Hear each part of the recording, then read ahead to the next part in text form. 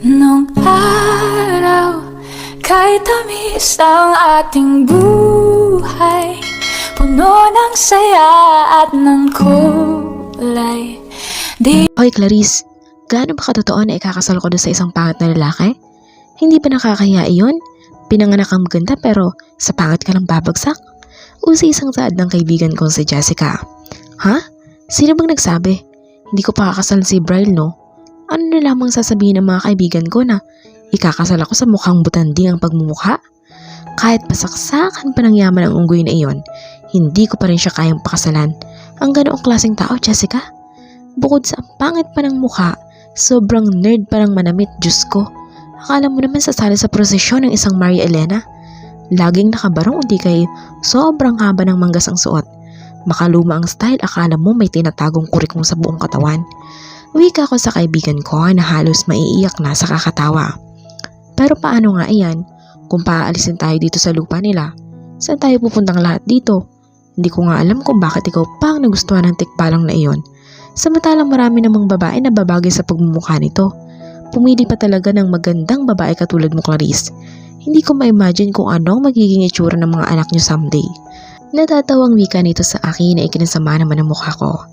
Pero sa iyo nakasalalay ang lahat dito, Clarice. Sa ayaw at sa gusto mo mapipilitan kang pakasalan ng mukhang butanding na iyon. Nakakaalam mo sobrang busog palagi sa laki ng tiyan nito.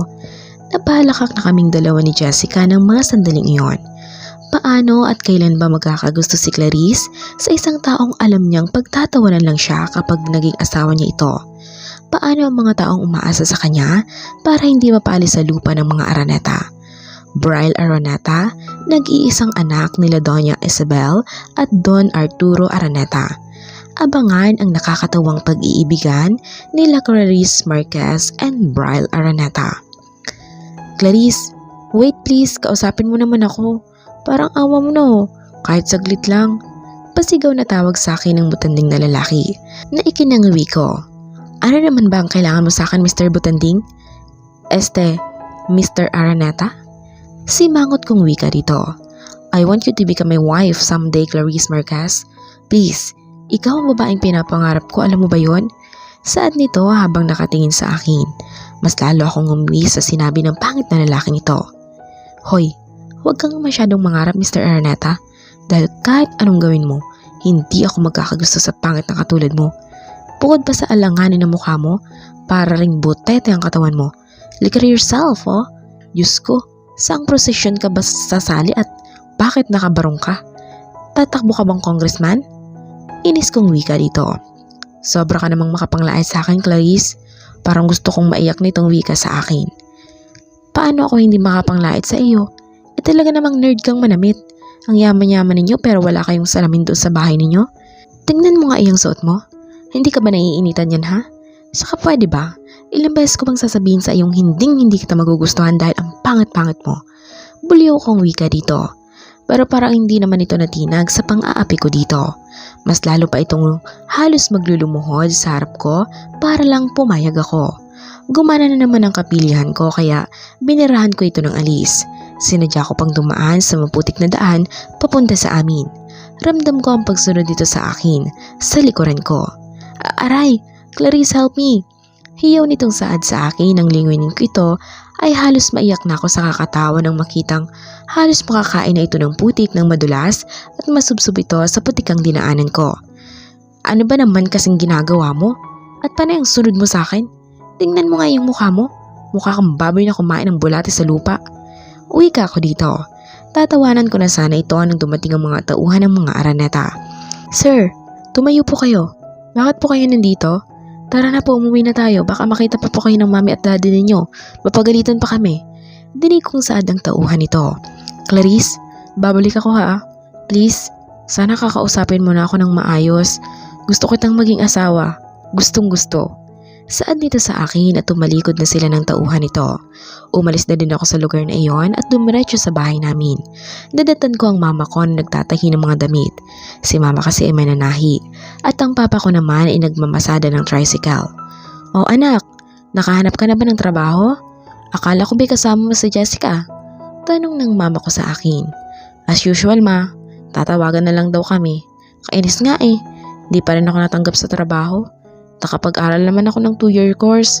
Pero bakit ang hirap kong makahanap ng trabaho? Lalo na makita ko ang lalaking nagdala ng kamalasan sa buhay ko, ma.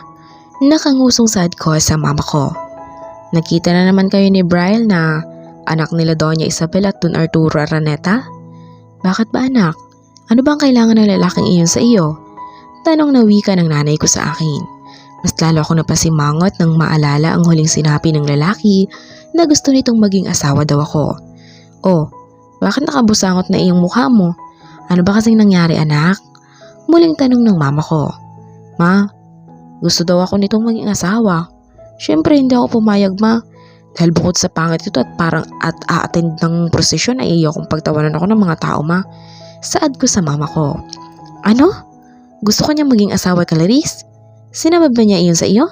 O rinig mo lang sa mga kapitbahay natin dito? Muling wika ng mama ko. Ma, siya mismo nagsabi. Siyempre hindi ako pumayag, ano? Simangot kong saad sa mama ko. Paano iyan, anak? Hindi mo ba alam na ang mga Araneta ang may-ari ng lupang kinatitirikan ng bahay natin dito? Lahat ng nakatirik dito ay sa kanila.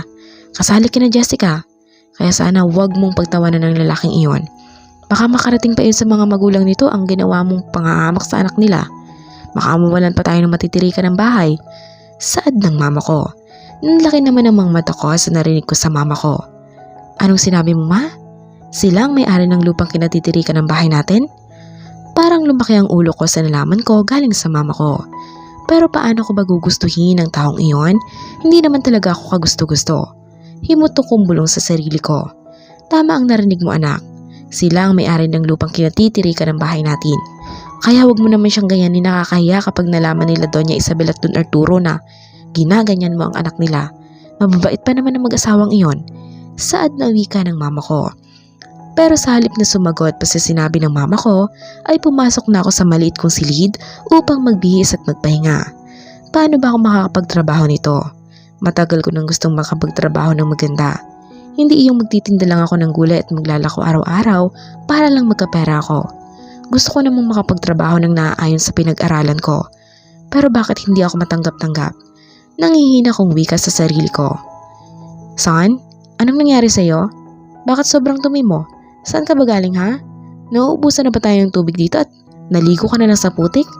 Sunod-sunod na tanong ng mami ko. Mami, nadulas lang po ako doon.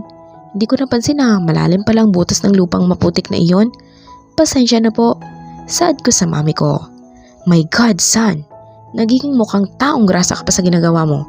Napahilo sa sentido ang mami ko sa nakita nito sa akin. Okay po, mami. Magsa-shower ho muna ako sa taas at makapagbihis na din ho. Siya nga ho pala, ma'am. Huwag po muna kayong umalis, ha. Si daddy po ba nasaan po? Wika kong tanong sa mami ko. Nasa taas pa, anak, bakit pa? Tanong nitong wika sa akin. Gusto ko po kasi kayong makausap, ma'am. Kasama na ho si daddy. Saad ko sa mother ko. O siya, sige anak. Hihintayin ka namin dito ng daddy mo. Maligo ka na pakiusap dahil ang baho mo na, anak. Mukha ka ng basurero. Wika ng mother ko. Tumango naman ako bilang pagsang-ayon. Agad akong tumalima at nagmamadaling umakyat sa kwarto ko. Habang naliligo ako ay naisip ko ang huling pag-uusap namin ni Clarice. Talagang sobrang nai-inlove na talaga ako sa babaeng iyon. Ang sabi niya ay pangit daw ako. Pero sabi naman ng mami at daddy ko, mukha naman daw akong tao. Pero alam ko namang pinalalakas lamang ng parents ko ang loob ko eh. Pero alam ko sa sarili ko na hindi ako gwapo. Nakatulad ng mga nakikita kong mga Hollywood actors. Kaya siguro ayaw kong gustuhin ni Clarice kasi ang pangit-pangit ko. Lalo na ang pananamit ko daw na parang dadalo ng prosesyon o di kaya'y para akong congressman. Kasalanan ko bang ganoon akong manamit? Ang nerd ko daw. Saka lalo na daw ang katawan ko. Mukha daw akong butanding ubutete kasi malaki daw ang tiyan ko. Kasalanan ko din bang mahilig akong kumain ng mga sweets? Kahit nasasaktan ako sa pinagsasabi sa akin ni Clarice, ay hindi ko pa rin kayang magalit sa kanya o magdamdam dahil mahal ko talaga ito. Siya ang babaeng gusto kong makasama sa hanggang pagtanda ko. Kung kinakailangan na gamitin ko ang impluwensya ng pamilya ko ay gagawin ko. Maging akin lang si Clarice. Unang kita ko pa lang sa babaeng iyon ay nabihag na nito ang puso ko. Kaya gusto kong kausapin ng mami at daddy ko tungkol dito. Agad akong tinapos ang pagliligo ko, saka ako nagbihis ng long sleeve at slacks na itim. Saka ako nagmamadaling bumaba sa downstairs dahil alam kong nandoon ang parents ko. Hindi nga ako nagkamali. Nandoon nga ang mga ito sa living area namin. Nag-uusap ang mga ito. Mabilis kong kinuha ang pansin ng parents ko, sabay naman itong napalingon sa gawi ko. Mom, Dad, I have something to tell you. Sana ho, huwag kayong magugulat ha. Wika ko sa mga magulang ko. What is that, son? Si Daddy ang nagtanong sa akin. Dad, Mom, I'm getting married soon. Natigil ang anumang sasabihin ko na napalakas ang boses ng parents ko sa kabiglaan. What? What, you're getting married? Nanlaki ang mga matang wika ng mommy at daddy ko. Yes, Mom, Dad, you heard it right. I'm getting married. Saad ko dito. My God, anak, sinandiban ka na ba? Kaya ka ba magpapakasal? I mean, bulag ba ang babaeng iyon para magpakasal sa iyo? Nanlaki pa din namang matang tanong ng parents ko sa akin. Mom, Dad, I'm serious. Hindi po ako sinaniban o bulag ang babaeng mapapangasawa ko, kundi totoo ho iyon. Wika ko sa mga magulang ko na anyong nasasaktan. Magkwento ka nga sa akin, Bryle, about that girl you wanted to marry. I mean, bakit kanya nagustuhan? Is this a nightmare, right, Han? Baling ni Doña Isabel kay Don Arturo na parang hindi makapaniwala. Actually, Mom, Dad, hindi pa po niya alam na ikakasal na kami. Mas lalo akong nagulat nang tumawang daddy ko sa sinabi ko sa mga ito. What did you say? Hindi alam na babaeng iyon ay kakasal siya sa iyo, anak? Teka nga muna, are you hungry, iho? Kaya ka ba nagkakaganyan o may lagnat ka? Wika ng mami ko sa akin na makabawi ito sa kabiglaan. Mami, Daddy, I really need your help and support about my problem. I want Clarice Marquez to be my lawfully wedded wife. Please po. Nang mamakaawang wika ko sa parents ko, pinaglipat-lipat ko ang tingin sa mga magulang ko na parang sasakit ang ulo sa nalaman galing sa akin. Marquez? Clarice Marquez? Yung magandang dalagang anak ng mananahi at tricycle driver?